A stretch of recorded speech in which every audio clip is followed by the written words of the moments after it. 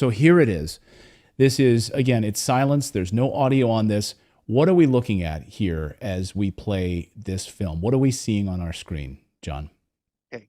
Of a other gray, designated an other gray, an extraterrestrial biological entity. He is a haploid, which means he came with only one sexual chromosome. Human beings are diploids. For any microbiologists out there, if I'm hatcheting those words, I'm sorry. But this being had only one sexual chromosome. He came to the S2 alpha, the official designation of the underground facility that housed the alien interrogation and retention program. That's the unofficial name of what this was. They call these interview suites the ambassador suites because the government did try for the care and did treat these and look at these beings and still do as ambassadors from other planets and other dimensions. And if you hear David Grush coughing on his words, it's because he doesn't want to tell you that some of these beings are from other dimensions. And so this being was very ill at the time. He had a respiratory issue. Now, Sean David Morton also heard. I can't verify this veracity, that it's some sort of debilitation or disease with its heart lung sac. It does not have a traditional heart. It's got a heart lung one sac, which was the need for the special monitor, which goes up and down, does not go across. To monitor this bizarre heart lung one sac organ that the alien has. And, behind the viewing glass were 5 men, 2 telepaths. There is a researcher out there, and I don't doubt it, and because I've seen the outline of the figure, and I didn't catch this, and someone else did, so I'm crediting them. I don't ever wanna not credit other people that Colin Powell was in that interview room. Now, I know that sounds crazy. I can't verify it, but it certainly looks like the outline of him. It looks like an African American male in his 50s wearing an Army Class A dress uniform. Funny, the Rear Admiral that was on my list was the person that reported intelligence to the Joint Chiefs of Staff. Interesting. But that's how bizarre this film has gotten, and I'm not even gonna tell you anything about the telepaths because I don't want it to get into the Da Vinci Code, but even Doty said that the telepathic program, the people they hired was ridiculous. They were like one step above 1-800 psychics back in the '80s and '90s.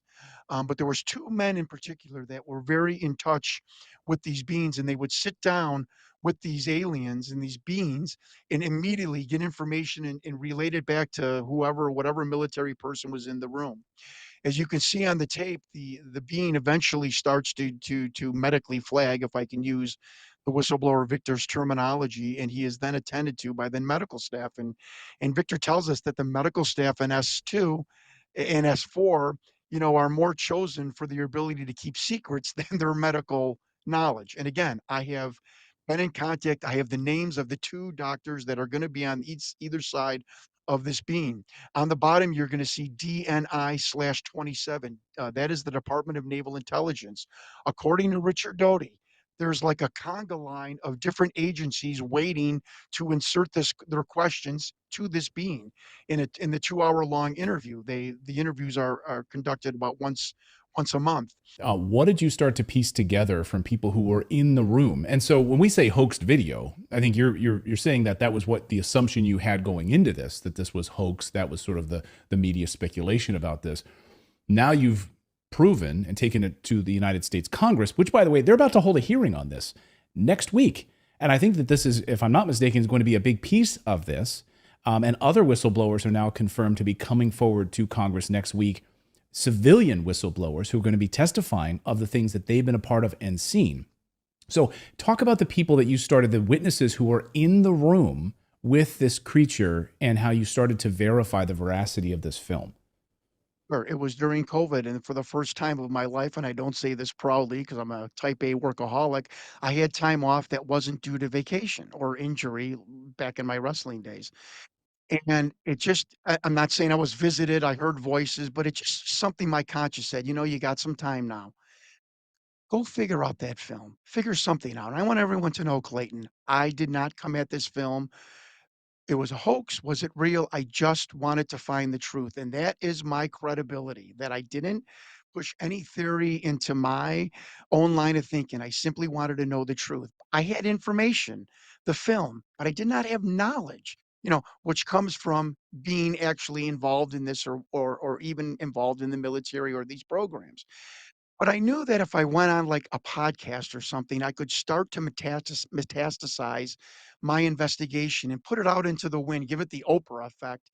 Maybe somebody would contact me, which has happened to UFO researchers before, that they could give me some insight on this. And right before Memorial Day of 2021, I went on a Jeff Rense program, and sure enough, 3 weeks later in June, I started to get an email, or I got an email, received an email from a gentleman. He said, "I caught your interview. You got some things right, you got something wrong." Month later goes by, I get the same email and so on and so forth. And he was emailing me on the same day of the first that day of the month. And I know from my dad being on the board of directors of a credit union that that's probably somebody who's involved in a board of directors.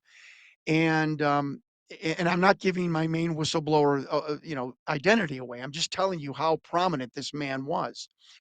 And 9 months it took from him vetting me and, emailing me once a month and whatnot on my birthday, coincidentally. Now, I'm a public figure, you could find out my birthday, but I think it was pretty bizarre that on my birthday, he sends me and I don't want to mince my words. He sends me a report of the Defense Intelligence Agency who ran the alien interview and retention program. That's what it's unofficially called in the know. And he had someone inside the DIA send the report of the unauthorized viewing of this film, not smuggled out, not stolen. It was called the unauthorized viewing.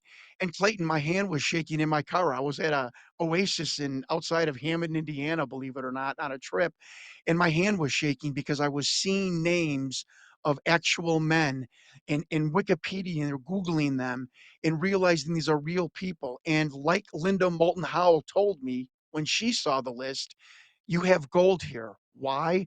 No one has ever heard of these people before. And like Linda said, and these people are on Google and are real. And I said, yeah, they are. And she said, son, you got gold here. And so I got the list of names, but I know investigative journalism. That wasn't just enough just to have the names. I mean, come on, that's ridiculous. So I started to vet every single person on the list. The first person was retired working for TRW, and TRW, these are the men, by the way, who were behind the glass in the viewing gallery watching this thought projection interview. That's what it's called. It's not telepathy, it's actually called thought projection. And the first one worked for TRW, and I said, "Well, this is a hoax. He wasn't even in the military." David Morton, who was in the office of the production company, who first got the call from Victor saying, "I've got this VHS tape of an alien," said, "No, no, no. TRW is like hand in hand with the government. They do every kind of secret project and whatnot." I said, "Wow." The next name was a rear admiral, um, who reported to the Joint Chiefs, was in the Oval Office. I've proven this, and I'll get back to that man. The next one was a captain in naval intelligence. I look him up on Wikipedia. He retired a vice admiral. I said, "Well, this is a hoax." And my one investigator said, "John, he was a captain of a Navy intelligence in 1991. He retired. The list is from 1991 when this thought projection interview was first made, which was April of 1991. He said, "They're giving you a list of the people of the in that room and their rank at that time." I mean, I was blown away. I'm like, "You're right." And now he was a vice admiral. Clayton, I emailed this man, and we emailed each other back 3 or 4 times, and we had such a relationship. I was gonna fly to Virginia to ask him to play golf and go out to dinner. And he said, "Well, before you come out, what is your documentary about?" And I'm like, "Look, I'm a champion of the military. I've had relatives in the military. Along with Senator Mark Kirk, stopped the closure of the North Chicago VA in northern Chicago. I am pro-military." I said, "But look, I'm going to send you a list. I'm going to send you a report that's very disconcerting. Bear with me. Your name's on it." And I sent him the report, the time and date, what type of alien this was, his name there, and he ghosted me. And Clayton, in 2022, when you ghost somebody electronically, doesn't that say speak volumes? You know, he didn't call back and say, "I was crazy, you're nuts," "Laugh at me. That's not me, that never happened." And I've had military people say, "Look, men and women in the military are honorable. They're not gonna lie to you. They just won't talk to you anymore. So they don't lie to you." And that really had me fall off my chair, like, this guy, we were gonna go play golf, and now, I am, I'm alienated from his life. I had Dr. Saleh email him too. Never laughed at Dr. Saleh, didn't call Dr. Saleh crazy, just said I'm not interested in doing any interviews about anything with my military career. Wow. And the list goes the list goes on, and let me get to the 2 doctors, the 2 medics that are you will see folks on either side of the alien. The doctor on the alien's right, our left, died in California. I called please listen to me, folks. This is such crucial information. I call his 2nd wife, his widow. I'm gonna say her name is Kim, but it was a short name. It's kind of hard telling somebody's widow, "Was your husband involved in alien, autopsies or alien interrogation or anything to do with aliens?" Because he was a doctor. And I told her my story very quickly, and she paused. Again, another person that didn't laugh, didn't hang up the phone. She said, "John, that's really interesting." She said, For the time that I was married to him, he never ever spoke about his time in the US Army Medical Corps. I never told her US Army Medical Corps, but that was on the report of what his designation was. And which I thought she is correlating this report. She said, all of our friend groups, they're from Vietnam, World War II, Korea. They all have funny stories about boot camp, on assignment other than non-combat related information. They all have funny stories. And my husband never spoke about his time in the U.S. Army Medical Corps, not even to me. And she said, John, your phone call just completely turns the light bulb on and totally makes sense to me now why my husband never spoke about his time in the US Army. Hmm. So I'm like, what is going on here? Now I Google the other doctor's name. He's practicing medicine still in Connecticut. And at the time, he worked for the VA in 91, and we see this creature having some sort of respiratory coughing fit. Folks, pay attention to the mouth. Opens and closes instantaneously. Listen to me on this. He, he at the time of 1991, this creature's having a respiratory problem. This doctor worked for the VA. What did he do and specialize in 1991? He was a pulmonologist. So obviously they brought this man in to S2 Alpha. That's the official designation of the underground facility where the alien retention interrogation program happens to study this creature that he's having a respiratory problem. Let's bring in an expert, and who in the VA is a pulmonologist, and so on and so forth. He is not that anymore. He is in a different field of medicine. But I called his office. And Leslie Keene of the New York Times, who I presented this story to, her and Ralph Blumenthal. Leslie was even contemplating making an appointment and going to visit. And once she got him in the room, but that never maturated and whatever. And then his office just refused to take my calls because I wanted to be honest. I'm working on a documentary, and he must have had some idea what was going on, or was either contacted by someone at the Pentagon. Look, we got a guy. He's going around. He's asking questions, and you might get a phone call. And, I sat on this for like 3 or 4 months, and I didn't know what else to do. I showed Dr. Sala, and then I showed Donald Schmidt, who was J.L. Hynek, assistant in Chicago, and he's the first person I showed it to. He's the Roswell expert, and he was flipping the pages in a restaurant in Wisconsin with his mouth open. And, he basically said, "If you've got this wrong, n nothing changes. If you're right about this list, this changes everything." And then I called Richard Doty, and I said, "Mr. Doty," I finally got a hold of me, very nice man to me, very personable. "Hi, Richard. My name is John Stewart. Do you know anything about the Victor film?"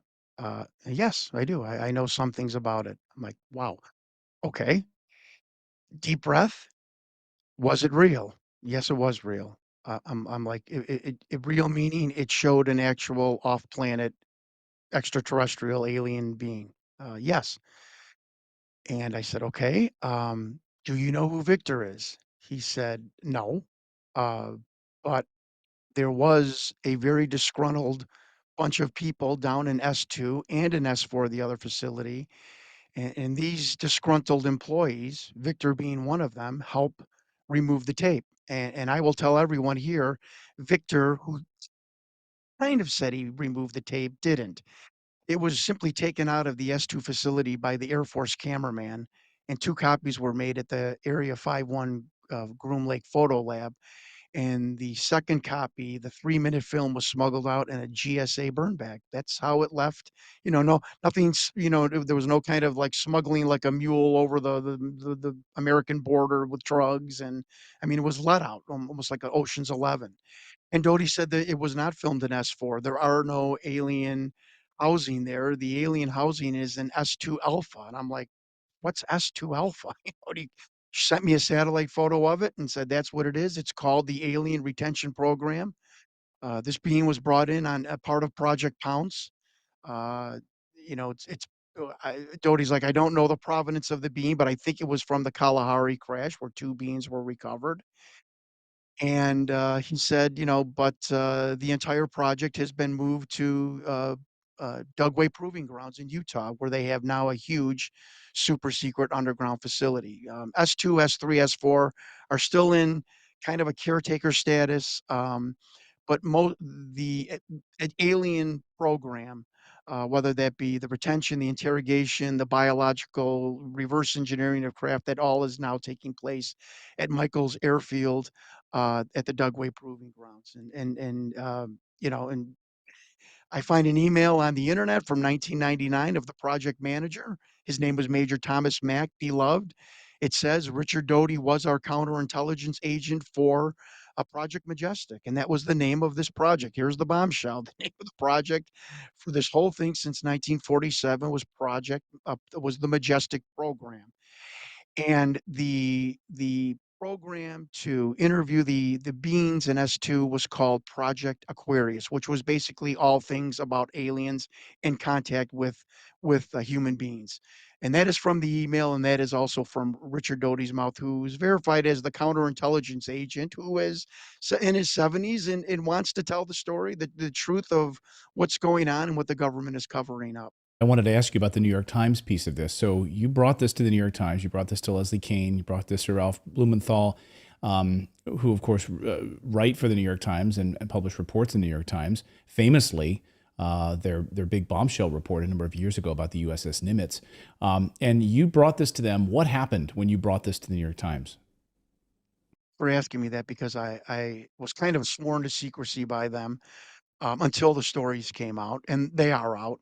And I contacted Ralph Blumenthal. I said, I have to do this in person. I have to show you my investigation. And I flew to Midtown Manhattan. We met at the Hilton in Midtown August of last year, and we sat there for 5, 6 hours. I debriefed them basically. They were kind of astonished that I was old school journalism, getting out of my car, knocking on doors, putting notes on people's cars, and and uh, we had lunch, and they said, "Look, we totally believe you. Your investigation is thorough, it's vetted, it's sourced, but there's no way the New York Times is going to run this story. I mean, you've got a film in a photo of an actual extraterrestrial." And Ralph and Leslie both said, if we could get, or you could get a credentialed inside military intelligence official to come forward, which I'm like, that's never going to happen. To my shock, it did. We could possibly take this to the New York Times and run this story. If you had somebody come forward saying that film's real and the whole alien retention interview program is real. David Grush, the story breaks on News Nation. I mean, my family, my wife were like, they're like, John, you're going to be in the New York Times. This is what Leslie and Rolf have been telling you. This is what you needed. You have it now. And I don't know what's going on. But you've heard nothing from it's them. And to be clear, they're not staff writers of the New York Times. They are, no. yeah. So this isn't And specifically I the New asked her, I York said, Times. Leslie, Yeah. Yeah, and I asked her, I said, "Well, does this move my story now to the forefront? We have what you said I needed." And, I'll talk to Ralph and Ralph, I'll talk to Leslie. I'm not throwing them under the bus. They're lovely people. I like them. I mean, Ralph, in 5 hours, Ralph Blumenthal became like my de facto uncle. That's how what a genuine soul he is. And I love Leslie, and we email each other and I just for the life of me don't know what's going on. I have checked every single box, you know, and everyone told me, Clayton, 20 years ago, government, Hollywood, ufologist. If you prove who Victor is, you prove the video. And the director and the CEO of this production company said this guy called us out of the blue. He was a government employee. He was retired. He didn't even drive at the time and produced this VHS tape. I've checked all the boxes. I've got the names. I've got the provenance of it. It's in Stephen Greer's 1 tetrabyte file that he's also submitted to Congress, so it was submitted twice. I think I'm number 240 on the list where it says UFO researchers, information.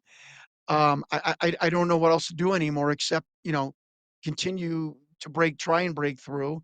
Flying to Washington to hand my investigation to Congressman Burchett, whose office was wonderfully kind and nice to me, but to continue to do podcasts, and I need the people's help. I really do because what David Grush can't tell you, I am willing to tell you today on this podcast. The bombshell, I think, of my entire investigation, the number 27, we found it on a Ronald Reagan briefing about extraterrestrials from 1980. I call back Doty. This is like right out of a movie. Richard, what the hell is the number 27 mean? Doty, not knowing, what I was talking about, said, "Oh, 27 is Yankee White." I'm like, "What's Yankee White?" And he said, "John, that's the security umbrella classification." Listen to me, folks. For anybody that briefs the president of the United States. So if you're watching that film, you better have the Yankee White security clearance to talk to, which would have been George H. Bush at the time. Now, a person has claimed Colin Powell was in that room. I'm telling you that Colin Powell's chief intelligence liaison, Admiral Schaefer, he's the only name I've given up because he's dead. He's died already. He was also in that room, and he was direct liaison to the Joint Chiefs of Staff, and I have proof that he was also in the Oval Office. So that is why the designation 27 is on the bottom of that film. Would a production person in a low-level production company or a screenwriter even think to put that on the bottom of the film? I mean, it's just ludicrous. It's just this thing just proves itself over and over and over again. Hmm. And so And if you the see the mouth of the bean, yeah, every FX person is like, I don't know how that opens. You close up on that film and you see that mouth going like this. I mean, we've had FX people off camera tell us there's no way in 91. You'd see the metal servo around the mouth as a bulge. This is a slit that's opening and closing. Oh, there's a hand underneath the head of the alien. We have seen it because the flashlight of the medic shines the entire torso of this being. You see the neck is as thin as a wiffle ball bat. How is somebody getting their hand up there? Um, this would have taken 200 to $300,000. We know, again, being the journalist, I found the production budget of Rocket Pictures. Production budget meaning having them put this out as a documentary, and then they did their own alien interview as a B-roll. Um, wasn't even a third of that. I know what they were paid. I know what Victor was paid. There was no money. There was no 400,000, 200, $300,000 budget to recreate this being. And why is everyone gaslighting me? And let me go on to the next thing, Clayton. This is very near and dear to my heart because it's affecting me. You know, the person from uh, that I was hooked that was ready to come on camera said, "Look, you're on a watch list now. Why am I on a watch list if I'm investigating a fake video? Fake right. the DIA. I called the DIA with my FOIA request. We see your name there, but there's no file. Mr. Stewart, his name was Andrew at DIA FOIA request. I've never seen this before ever. Somebody removed your file. You can't get on this computer with a name unless you have a file attached. All of a sudden, 4 hours later, a file is attached. I get an email. I mean, why admirals ghosting me? Why? Why is this sending panic and shockwaves through Washington and the Pentagon? Why, if it's a hoaxed video? That's all I ask people. Don't believe a word I'm saying. Believe the follow-ups of why is this sending panic and through the people, in the know. Uh, Well, you did the work. You you did the can work answer that no that one. better than me. You did the work that no one else would do, and confirmed that there were men in the military who were in that room, and it wasn't a Hollywood production. There were people in that room who signed into that facility. And you've confirmed this, and you've confirmed with the family members who were there and working on these projects. And others have come forward to confirm the veracity of not only your investigation, but also confirming other pieces of information from your investigation. Now it's in the hands of the U.S. Congress. You've given it over to Tim Burchett's office, Congressman Tim Burchett's office. This hearing is about to unfold in Washington, D.C. What do you expect will come from that hearing, and how will this film be involved in that in any way? Well, this film was already what I was told. So I can't verify the veracity. What I was told that this film was already shown to 2 congressmen who, quote, "hands were shaking, couldn't even put the cup of water to their mouths when they saw this video." Another congressman saw it. He was just made a quote in the newspapers, in the media last week. I don't really think the American people can handle what I've seen. I think there's just gonna be the soft disclosure, as hard as that is to accept. Clayton, I don't if you think, Joe Biden is gonna walk out an alien, at the National Press Club, it's not I don't think it's gonna happen. The military sees the technology they have as the high ground. In the Civil War, it was high hills. In 2023, it's this alien technology, and I wanna tell the military something, and I wanna look straight in the camera. I understand that. I understand the secrecy and the paranoia, not even knowing what you're really dealing with. I get it. The secret's out, okay? The secret is out, and people like me are not condemning you. I actually feel sorry for the people that had to keep this secret from their spouses and their friends and taking it to their deathbed. But no one is championing the military on this.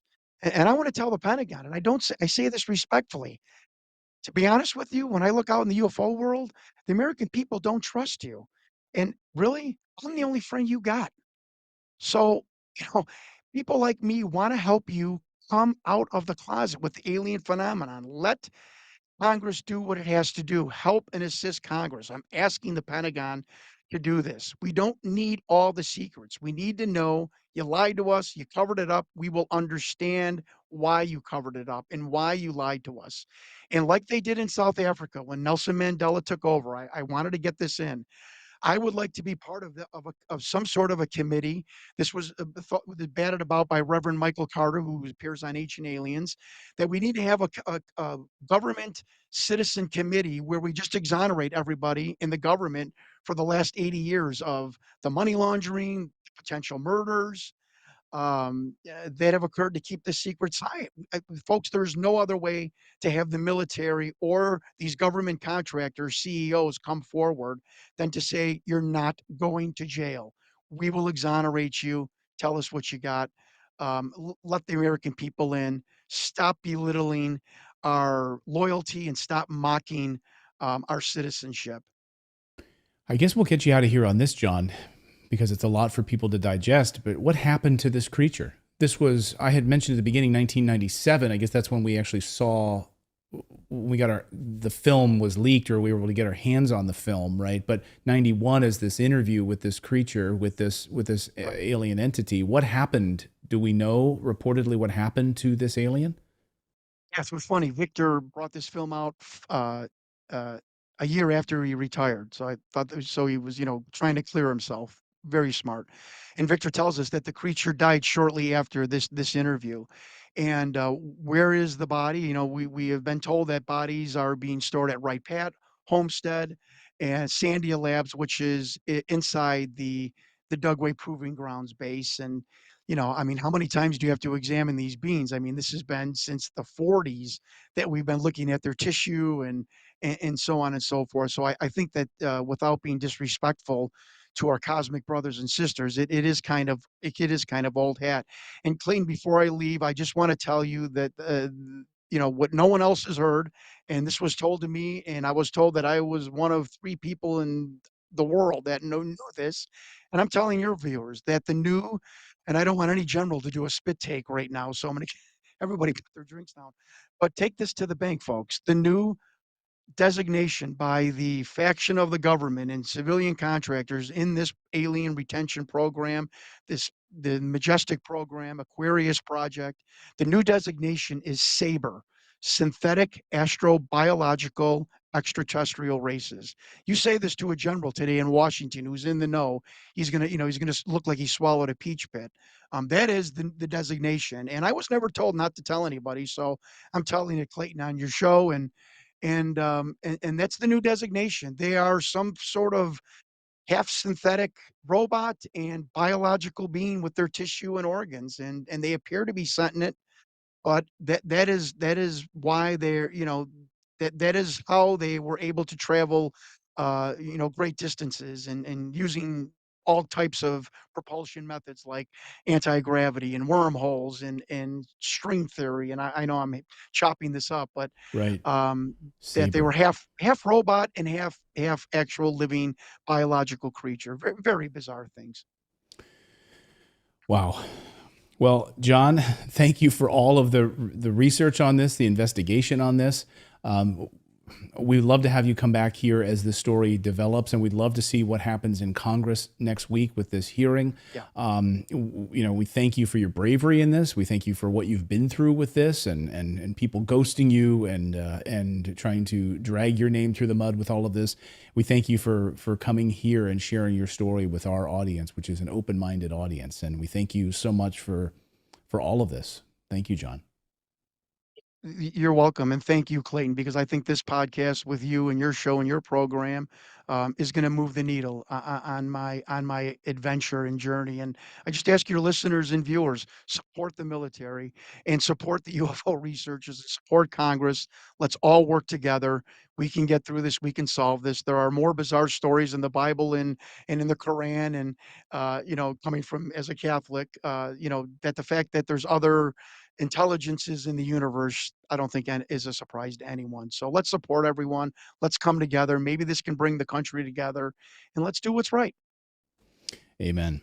Amen. Hey, Ronald Reagan thought so. He thought it could bring us all together. Yes. John, thank you so much. Appreciate it.